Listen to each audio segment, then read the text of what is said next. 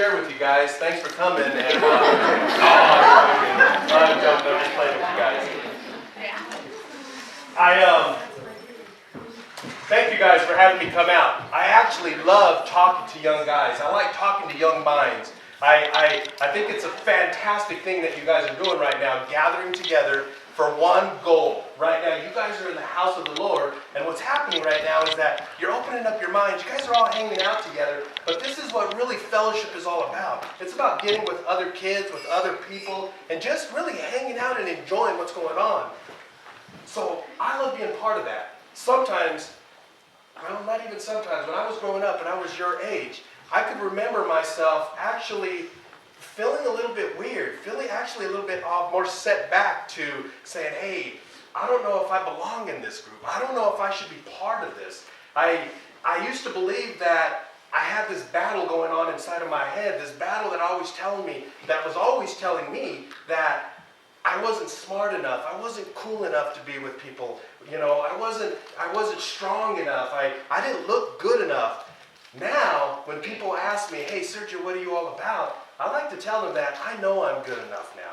I know that I belong now because I found a stronger power now that's helped me to be able to open up all these doors that before I was struggling with. And it came from knowing and having a relationship with the Lord. So now when people ask me, hey, tell me a little bit about yourself, I usually start off with saying that, hey, I'm the good-looking Mexican guy from you. That's where we start off first, all right?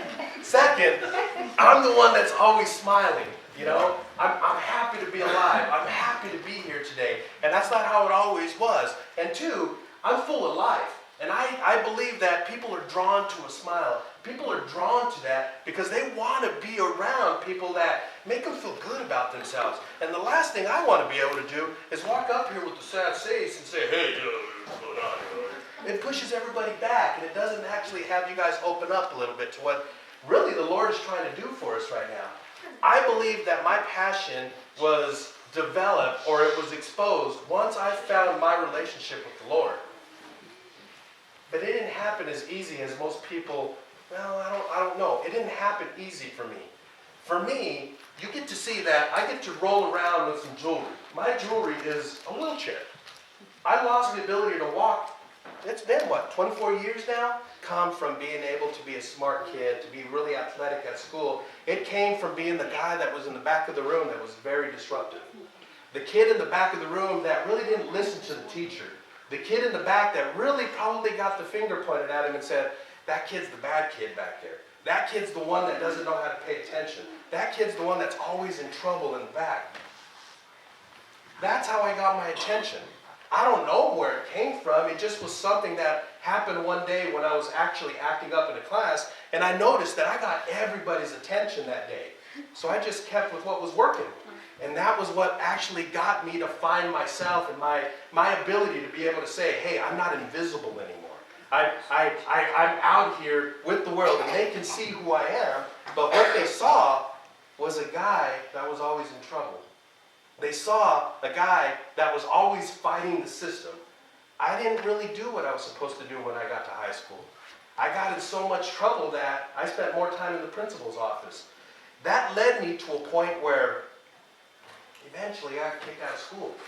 I was out of school for long enough that I had all of this time on my hands that I ended up needing to find something that kept me busy. And I just went back to what I had grown up with and what I knew the best. And it was the streets. I knew the streets enough because I lived in that. My world was more of your future is not going to be of college. It's not going to be of having a successful career. It's going to be more of you're either going to end up in prison or you're going to end up dead. And I was okay with that. So a lot of people always ask me, Sergio, how did you end up in your wheelchair? Let me share with you what happened. One night, I had gone out of work and I was working. I was trying to put my life back together. And I had gotten invited to a party. I had gotten into a car with my brother and about 2 other friends. And it was a weekend. It was just out of the blue. And they said, hey, do you want to go out and let's go hang out and have a good time? And I was like, okay, let's go do this. I've been working for a while. I've been doing some good things right now. I need a break. I need a break from all of this. Yeah, let's go ahead and let's do that. So my brother, he was off of leave, and he had been in the Marines, and he had just been home probably just a week or two. So I felt good because my big brother came to pick me up and was like, I'm going to go show my big brother a good time. I'm going to go hang out with him, and we're going to have a good time together. So we went first to the liquor store. And I guess in my world, that's how we bonded. Hands up in the air, and I started to point them out. And I said, hey, you, I'll take all you guys, one at a time or all at once. Let's just take it down right here in the middle of the street. I had no clue that night, or at that moment, I had just started a chain reaction that I would pay for later on. That chain reaction was going to change my life and actually invite me into a life in a wheelchair for the rest of my life. But I had no clue at that time what I had just done. Nobody came out to the road. Nobody wanted to fight me. I felt good. I was like, man. But when I got there, nobody was across the street. It was dark. Probably about 7, 8 o'clock at night, so it really wasn't too late at night, but it was dark enough that you could see that nobody was there, but you could also see that it wasn't dark that you couldn't see the houses or anything around you. And one of the guys, as soon as we pulled up, he taps me on the shoulder as I'm playing with the radio again. He says, Sergio, there come 2 more of them guys down the road. I go, really? So I open up the door. I get out of the car without even taking a second breath. I am on the back of the car with my hands back up in the air, thinking that, hey, we gonna do this? Now there's only 2 of you guys. And before I could even get the last word out of my mouth, the guy pulls his hand out of his jacket, and he has a 9mm in his hand. And he turns, and he doesn't say a word, but he answers me. Boom! Boom! Boom! Boom! Boom! Boom!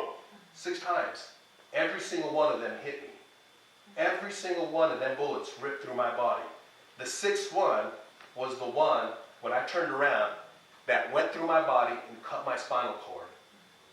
Just like that. I was done. My legs, I lost the feeling in my legs. I fell to the ground into a puddle of my own blood. You would figure that he would have been done at that time. Somebody that was with me that night, he never made it home. He never made it out of that car. He died that night in that car. My brother that had gone into the house, after hearing all of these gunshots, comes running out the door, and as soon as he sees him, he starts shooting at the door, and he shoots my brother in the arm. That was the chain reaction that had started that night, because I couldn't stop myself and turn around and walk away. Because I knew that I wanted a new life, but I couldn't leave it behind. I had to go get involved again. I knew better than to go out and drink again. I was trying to get my life together. The Lord was working in me. He was showing me that there is another way. He was putting people in my life to show me that, hey, they see the good in you, but I wasn't strong enough. I wasn't strong enough to make that happen. So I ended up in my wheelchair because I couldn't turn away. I ended up at the hospital after all of this, and they told my family that he's not going to make it. There's no way he's going to make it. They really, what the doctors were telling him and the nurses is, you probably need to start getting prepared to make a funeral. You probably need to get all your family together right now, because he's not going to make it through the night. Well, I did. I don't know how. Now I know how. I knew that at that moment, when I opened up my eyes, that I shouldn't be alive. I knew that I had put myself in such an ugly situation that I shouldn't be able to open up my eyes at this moment. And I had a change that started to happen inside of me. A change that really made me question my past and what my future was going to be. My future was a blur because I had no clue I didn't have an education. I had never finished anything other than know how to steal cars, break into houses, and fight. That's all I knew how to do.